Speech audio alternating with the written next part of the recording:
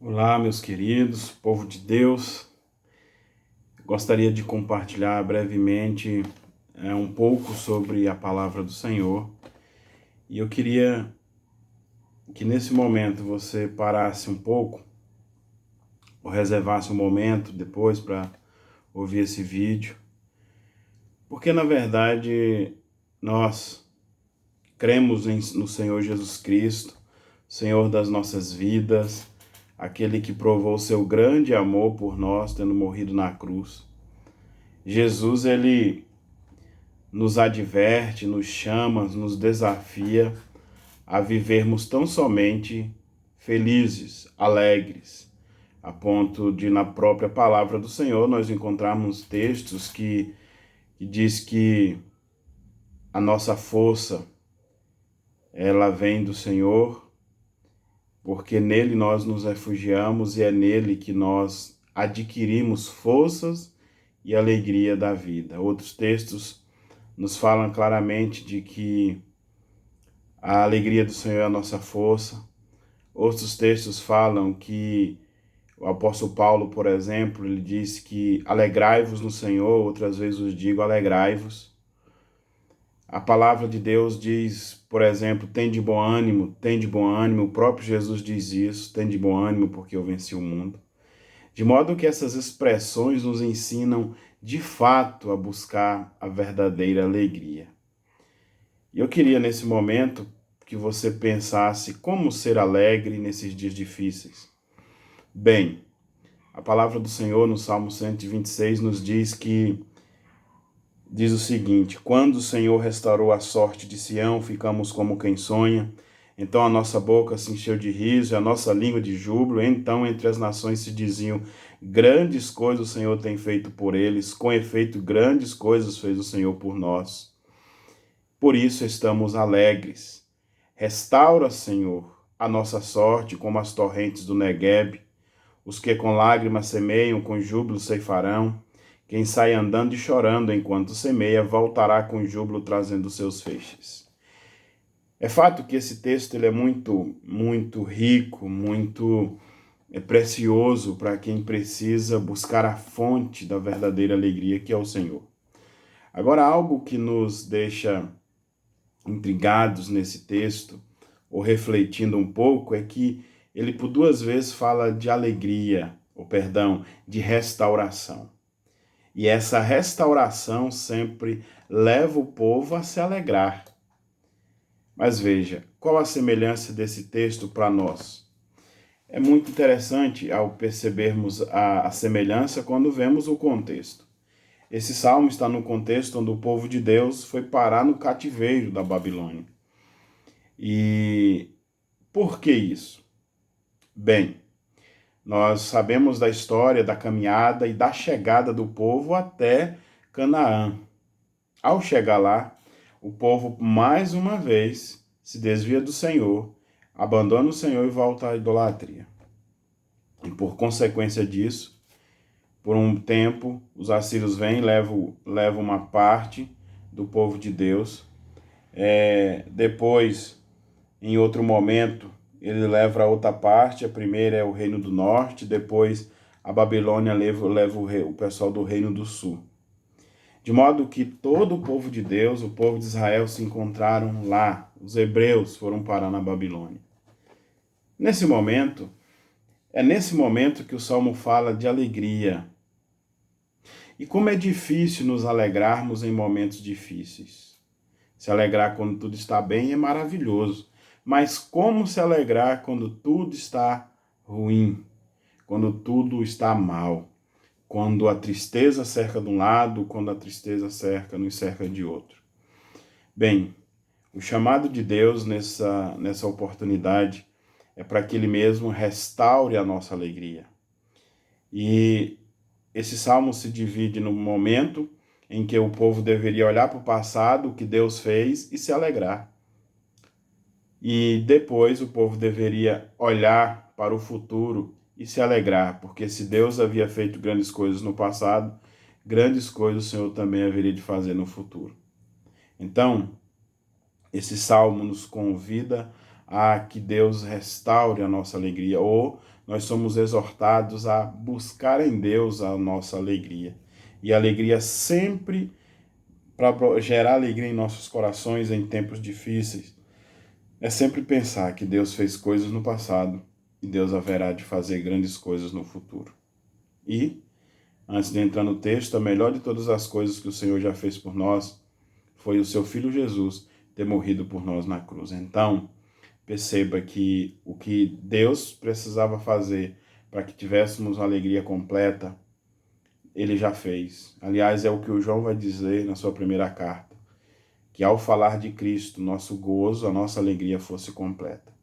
Então, neste momento, esse salmo nos diz algumas coisas preciosas. Primeiro, do verso 1 até o verso 3, a gente aprende que quando Deus faz grandes coisas por nós, ou quando lembramos de coisas maravilhosas que Deus fez no futuro por nós ficamos às vezes alegres, mas quase sem acreditar, porque tamanho é o poder de Deus, tamanho as suas maravilhas em nossas vidas, que nós ficamos quase que sem acreditar. E veja como isso é interessante, porque no verso 1 diz: quando o Senhor restaurou a sorte de Sião, ficamos como quem sonha.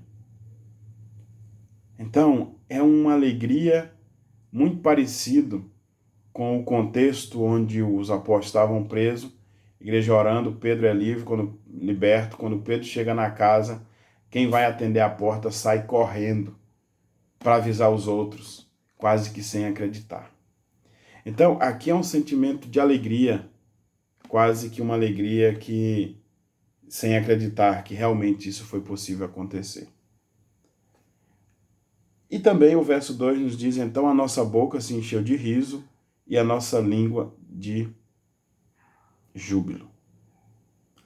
Quantas vezes algo maravilhoso Deus faz em sua vida e você não se contém? A sua boca, a sua língua não para, porque você quer que todo mundo saiba, você de alguma forma fica muito contente e você não consegue disfarçar. Mas a sua boca e a sua língua fala para todos e você não se contenta a não ser em falar, louvar, exaltar a Deus pelo que Ele fez. E veja que o verso 2 diz: então entre as nações se dizia. Depois deles quase que não acreditar, o texto diz que eles se alegraram, não se controlaram em demonstrar alegria. E em terceiro, diz o texto que as nações olhavam e diziam: grandes coisas Deus fez por eles. Além de nós não conseguirmos nos controlar quando Deus restaura a nossa alegria, os outros percebem.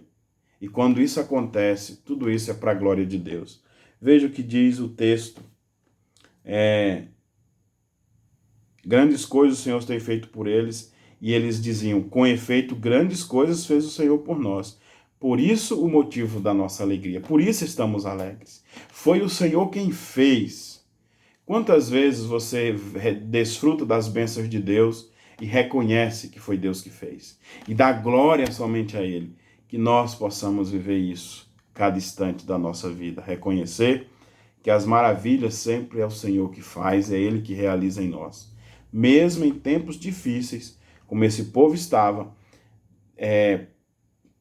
Deus restaurou a vida dele, Deus deu a liberdade que eles queriam por meio do reinado de Ciro. E eles agora estavam retornando, mas ao retornar eles tinham grandes desafios pela frente. Embora Deus tivesse libertado eles, eles tinham um grande desafio pela frente. Então, isso nós percebemos a partir do versos 4, quando diz: restaura, Senhor, a nossa sorte como as torrentes do Negueb. E aí uma pergunta que é preciso se fazer: Deus não já tinha restaurado eles? Por que eles agora pedem de novo que Deus os restaure? Bem, Deus havia restaurado alegrias deles, possibilitando eles retornarem à sua terra natal. Porém, eles tinham grandes desafios. E aí, se você quiser encontrar o que desafio era esse, leia Esdras, leia Neemias e perceberá que naquele contexto o povo de Deus teria que reerguer os muros da cidade, tinham que reconstruir o templo, tinham que refazer novamente. Mas não só tinham o desafio de refazer, tinham que enfrentar os inimigos que estavam habitando na terra deles. Veja, eles agradecem a Deus e por causa dessas circunstâncias eles dizem: Deus restaura, porque nós precisamos de Ti. Então perceba que a alegria tem a ver com o que Deus fez, mas tem a ver também com o que Deus poderá fazer no futuro nas nossas vidas. E aí é interessante que ele diz: Senhor, restaura a nossa sorte como as torrentes no Negueb. Creio que muitos de nós sabemos o que isso significa, mas é interessante como ele fala das torrentes do Negueb, dizendo: Pai, restaura a nossa sorte, Senhor, restaura a nossa sorte como as torrentes do Negueb.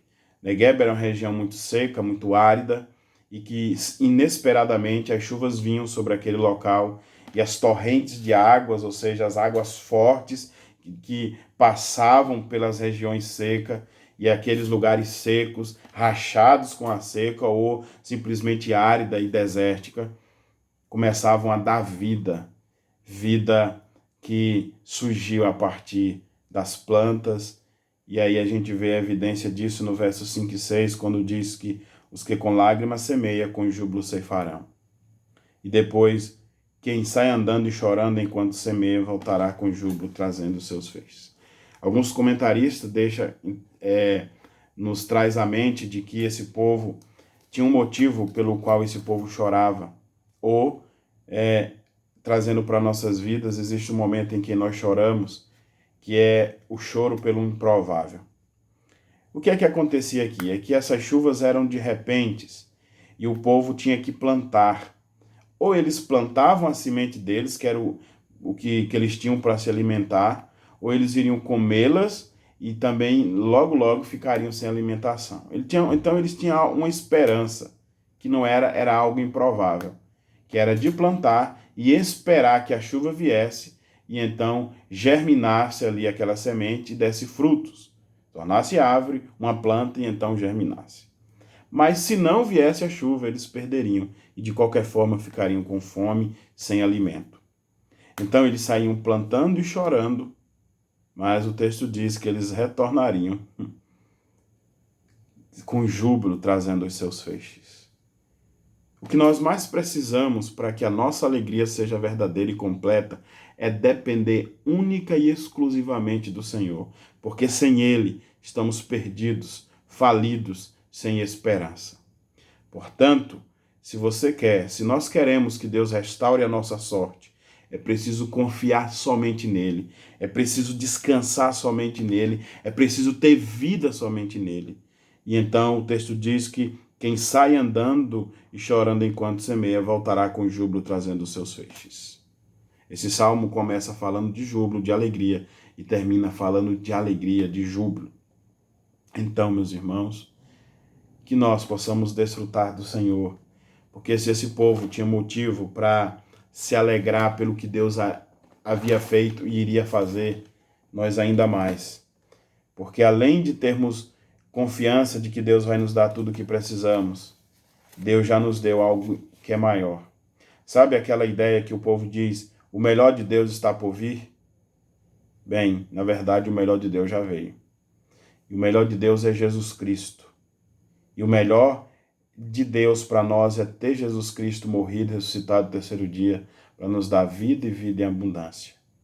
Então, se estamos passando por problemas, por dores, aflições nesses últimos dias, refugiemos em Cristo e olhemos para o passado para ver o que Deus fez e depois para o futuro para o que Ele haverá de fazer. Mas em tudo isso, Cristo estará ao nosso lado. Que o Senhor Jesus nos abençoe, nos encha de graça, de paz e de esperança.